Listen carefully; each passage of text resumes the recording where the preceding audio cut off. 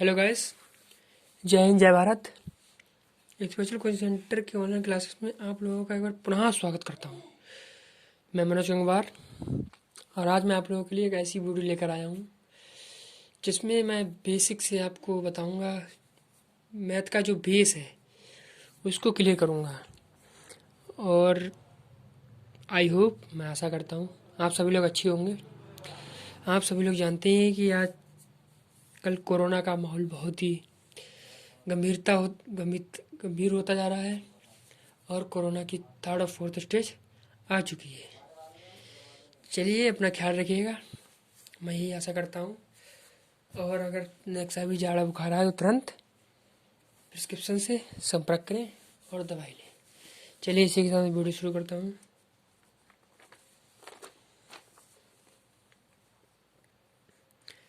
आज का टॉपिक है नंबर सिस्टम। पहले तो ये समझिए नंबर सिस्टम है क्या और नंबर सिस्टम का अर्थ क्या है। लोग तो ये तो बता देते हैं कि नंबर सिस्टम है, लेकिन ये नहीं बताते नंबर सिस्टम है क्या, कहाँ से लिया गया, कैसा है। ठीक है, नंबर सिस्टम का मतलब होता है जैसे कि नंबर सिस्टम कोई चीज़ क्रम वाइज हो, ठीक है, और सिस्टम वाइज हो, उसे कहते हैं नंबर सिस्टम। यहाँ पे नंबर है तो इसलिए यहाँ पे नंबर सिस्टम हो गया।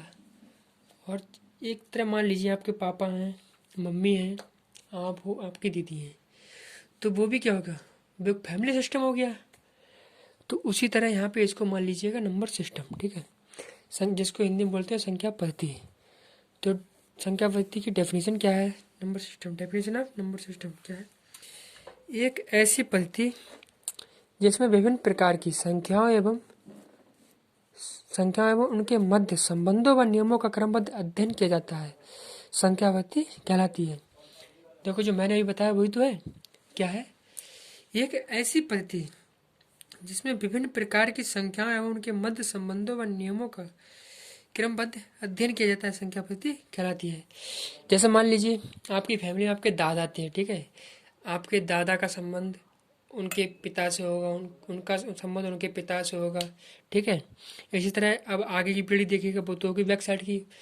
अब आगे की पीढ़ी देखिएगा, आगे की पीढ़ी क्या है, आपके दादा, दादा के बेटा आपके पिता, और आपके पिता, और आपके पिता के बेटा आप, और उसके बाद जो आने वाले आपके पिता होंगे, आपके बेटा होंगे, आप उनके पिता बनोगे, वो उनके पिता बनेंगे, वो उनके पिता बनेंगे। तो ये क्या हो गया है, एक संबंधी तो है और क्या है, एक क्रमबद्ध है, क्रम से चल रहा है, नहीं चल रहा है, जिसको गांव में या शहरों में कहते हैं कि पीढ़ी चलना। ठीक है, एक दूसरे की पीढ़ी वाइज। ठीक है, इसे कहते हैं नंबर सिस्टम। तो ऐसी पद्धति जिसमें विभिन्न प्रकार की संख्याओं एवं उनके मध्य संबंधों व नियमों का क्रमबद्ध अध्ययन किया जाता है, जिसके अंतर्गत हम संख्याओं के संबंधों और उनके नियमों का क्रमबद्ध अध्ययन करते हैं, तो उसको कहते हैं संख्या पद्धति। देखिए, संख्या पद्धति के कितने पार्ट्स होते हैं। नंबर एक आता है प्राकृतिक संख्याएं, जिसको इंग्लिश में बोलते हैं नेचुरल नंबर्स।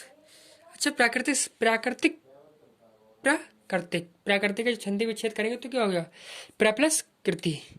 जो चीज़ हमें प्रकृति ने दी है उसको कहते हैं प्राकृतिक। ठीक है, संख्याएं तो क्या है, वे संख्याएं जो गणना करने में प्रयुक्त की जाती हैं प्राकृतिक संख्याएं कहलाती हैं। इसे कैपिटल एन से प्रदर्शित करते हैं। ठीक है, क्या कहेंगे, वे प्राकृतिक संख्याएं या वे संख्याएं जो गणना करने में प्रयुक्त की जाती हैं प्राकृतिक संख्याएं कहलाती हैं। इसे हम किससे प्रदर्शित करते हैं, कैपिटल एन से। ठीक है, तो ये संख्याएं ये 1 से 9 तक होती हैं, 1 2 3 4 5 6 7 8 9। ये क्या है, हमें इसकी किसी ने कोई खोज नहीं की, ये क्या है, प्रकृति से पहले हमें दान में मिली हुई है। ठीक है, आगे देखिएगा पूर्ण संख्या क्या होती है, जिसको इंग्लिश में बोलते हैं होल नंबर्स। पूर्ण संख्या क्या है, यदि प्राकृतिक संख्याओं के साथ शून्य को भी सम्मिलित कर लिया जाए तो वे संख्याएं पूर्ण संख्याएं कहलाती हैं। इसे कैपिटल डब्ल्यू से प्रदर्शित करते हैं। अब यहाँ पे आपको दो आंसर मिल रहे हैं। ठीक है, दो क्वेश्चंस बन रहे हैं यहाँ पे। पहली बात नोट कर लेना आप लोग, ये एक तो क्वेश्चन ये बन रहा है कि शून्य का आविष्कार किस देश में हुआ और शून्य का आविष्कार किसने किया। तो देखिए, शून्य का आविष्कार किस देश में हुआ, इसका तो आंसर ये भारत में हुआ था। और किसने किया शून्य का आविष्कार? आर्यभट्ट ने किया था। ठीक है। और जो बिहार के रहने वाले थे, देखिए एक क्वेश्चन और तैयार हो गया। ठीक है। तो क्या है, जिन संख्याओं में, या ऐसे कर लीजिए, प्राकृतिक संख्याओं में अगर हम जीरो को भी सम्मिलित कर लें तो वो संख्या पूर्ण संख्याएं कहलाती हैं। पूर्ण मीन्स पूरी हूँ, जीरो से लेके 1 2 3 4 5 6 9 तक। ठीक है। पूर्ण का मतलब क्या होता है? अच्छा ये बताओ, मान लो एक मैं एग्जाम्पल लेता हूँ। आपके पिताजी कहते हैं, बेटा ये आपको खाना खाना है और इस थाली में जितना है सारा खाना है। तो वो कहते हैं कि बेटा आपको ये पूर्ण खाना खाना है। तो क्या हुआ, आप पूर्ण खाओगे या नहीं खाओगे? अब पूर्ण नहीं खाओगे तो क्या हो जाएगा, अपूर्ण हो जाएगा। ठीक है। एक हिसाब से जितना भी पापा ने आपसे कहा है उसको आप पूरा काम करेंगे तभी वो पूर्ण कहलाएगा, अन्यथा पूर्ण नहीं कहलाएगा। इसी तरह यहाँ पे अगर जीरो को हम सम्मिलित नहीं करेंगे तो वो पूर्ण संख्याएं नहीं होंगी। बेस तो हमारा जीरो ही है। ठीक है। आगे बढ़ते हैं इसी के साथ साथ पूर्णांक, इंटीग्रल्स। पूर्णांक क्या होते हैं? सभी पूर्ण संख्याएं एवं ऋणात्मक संख्याएं पूर्णांक कहलाती हैं। पूर्ण संख्याएं कह लो या यहाँ पे ऐसे कह लो, धनात्मक संख्याएं एवं ऋणात्मक संख्याएं पूर्णांक कहलाती हैं। इसे कैपिटल आई से प्रदर्शित करते हैं। किससे प्रदर्शित करते हैं हम लोग? कैपिटल आई से प्रदर्शित करते हैं। ठीक है।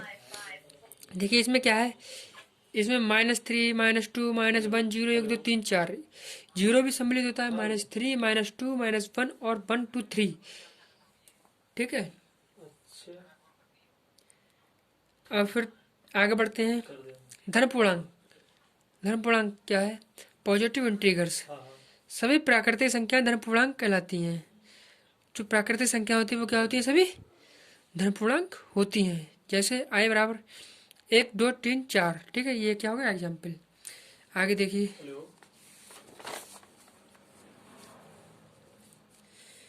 ऋण पूर्णांक क्या है? Negative integrals. ऋण से आपको मालूम चल रहा है कि जो संख्या ऋणात्मक होती है वो ऋण पूर्णांक कहलाती है। ठीक है। इसमें कोई बताने को कुछ ज़्यादा नहीं है। वास्तविक संख्याएं, रियल नंबर जिसे बोलते हैं। वास्तविक का मतलब होता है जो चीज़ हमारी रियल में थी। मान लीजिए आपका चेहरे पे दाग थे, तो वो तो आपकी वास्तविक शक्ल हो गई। ठीक है। वास्तविक फेस हो गया। और आपने फिर बाद में उसकी सर्जरी करा दी, फिर वो क्या हो गया? वो अवास्तविक हो गया ना, काल्पनिक। ठीक है। वो वास्तविक फिर नहीं रहा। तो वास्तविक मतलब समझ में आ गया क्या होता है? जो सही में हो, करेक्ट चीज़ हो। तो वास्तविक की डेफिनेशन क्या है? वे सभी संख्याएं जो वे सभी संख्याएं या तो परमेय हूँ अथवा अपरमेय हूँ वास्तविक संख्या कहलाती हैं। ठीक है। जिन संख्याओं को हम पी अपॉन क्यू तथा पी अपॉन क्यू के रूप में नहीं ले सकते हैं वो क्या कहलाती हैं? वास्तविक संख्याएं। अच्छा, सम संख्या क्या है? इसको बोलते हैं एवन नंबर्स। समी वे सभी संख्याएं जो 2 से पूर्णतः विभाजित हो जाती हैं सम संख्या कहलाती हैं।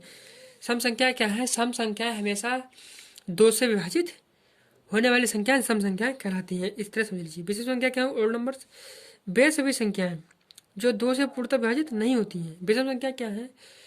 जो संख्याएं 2 से विभाजित नहीं होती हैं वे क्या कहलाती हैं? विषम संख्या। देखिए 1 है, 3 है, 5 है, 7 है। ये बताओ, 1 2 से विभाजित हो रहा है? नहीं। 3 2 से विभाजित हो रहा है? नहीं। 5 2 से विभाजित हो रहा है? नहीं। 7 2 से विभाजित हो रहा है? नहीं हो रहा है। तो इसलिए क्या हो गई? विषम संख्या। देखिए इतना ध्यान रखिए, सम संख्या क्या होती है? जो संख्या 2 से पूर्णतः विभाजित होती है वो सम संख्या कहलाती है, और जो संख्या 2 से पूर्णतः विभाजित नहीं होती है वो कहलाती है विषम संख्या। ठीक है। इतना ध्यान रखिए। आभाज्य संख्या क्या होती है? Prime numbers. वे सभी संख्याएं जो एक बार स्वयं के अतिरिक्त किसी अन्य संख्या से पूर्णतः विभाजित ना हो अभाज्य संख्या कहलाती है। वे सभी संख्याएं जो एक बार स्वयं के अतिरिक्त स्वयं के अतिरिक्त किसी अन्य संख्या से पूर्णतः विभाजित न हो, आवाज संख्या कहलाती हैं। 2, 3, 5, 7, 11 ये क्या है? एक से विभाजित हो रही हैं और अपने आप से। देखो मैं एक एग्जाम्पल देता हूँ, बड़ा इंटरेस्ट एग्जाम्पल है। एग्जाम्पल क्या है, बहुत से बच्चे होते हैं वो क्या कहते हैं कि मैं अपनी बात मानता हूँ, अपने सिर्फ पिताजी की बात मानता हूँ और किसी की बात नहीं मानता हूँ। तो यहाँ पे क्या हो गया, वो भी एक अभाज्य बच्चा है, अपनी बात मानता है, अपने पिता की बात मानता है, भाई नॉर्मल सी बात है, और किसी की बात वो नहीं मानता है। ठीक है, इसी तरह यहाँ पे है। और भाज्य संख्या क्या होती है, वे सभी संख्याएं जो एक बार स्वयं के अतिरिक्त कम से कम एक अन्य संख्या से पूर्णतः विभाजित हो, भाज्य संख्याएं कहलाती हैं। 8 हो गया, 15 हो गया, यहाँ पे 11 नहीं होगा, ठीक है, यहाँ पे होगा 11 भी होगा, 12 भी होगा। क्या है, और भाज्य संख्या क्या है, कंपोजिट नंबर्स बोलते हैं इसे। एक लड़का है, वो अपने पापा की बात मानता है और गली मोहल्ले वालों की बात मानता है, तो वो क्या हो गया, भाज्य संख्या है, सभी का कहना मानता है। तो ऐसे यहाँ पे जो संख्याएं हैं, कुछ संख्या होती है वो अपने और एक के अलावा किसी की बात नहीं मानती हैं, नहीं करती हैं, ठीक है। और कुछ संख्या होती है जो अपने अलावा और दूसरों से भी कट जाती हैं, ठीक है। इसी के साथ आगे देखिएगा, मैं परमेय संख्या है। परमेय संख्या क्या है, जिसको बोलते हैं रेशनल नंबर्स। वे सभी संख्याएं जिन्हें पी अपॉन क्यू के रूप में व्यक्त किया जा सके परमेय संख्या कहलाती हैं। P upon Q, P into Q तथा क्यू क्या है, यहाँ पे पूर्णांक है, और Q not equal to zero, Q का मान जीरो के बराबर नहीं हो सकता, या बड़ा होगा या छोटा होगा। 5 हो गया -2, 4/5 जीरो, ठीक है। अपरमेय संख्या क्या होती हैं, ये रेशनल नंबर्स। वे सभी संख्याएं जिन्हें पी अपॉन क्यू के रूप में व्यक्त नहीं किया जा सके अपरमेय संख्या कहलाती हैं, ठीक है। जिन संख्याओं को हम पी अपॉन क्यू के रूप में व्यक्त नहीं कर सकते हैं वो अपरमेय संख्या कहलाती हैं। जिन संख्या को हम पी अपॉन क्यू के रूप में व्यक्त कर सकते हैं वो परमेय संख्या कहलाती हैं, ठीक है। एक बात नोट कर लीजिएगा, पाई एक अपरमेय संख्या है, ठीक है। पाई एक अपरमेय संख्या है क्योंकि 22/7 अर्थात 3.14 पाई के लगभग बराबर है। क्या है, पाई के लगभग बराबर है। अगर मेरा वीडियो अच्छा लगे तो प्लीज़ कमेंट करके मुझे बताएं, और वीडियो को अधिक से अधिक शेयर करें, लाइक करें, और प्लीज़ मेरे चैनल को सब्सक्राइब करें।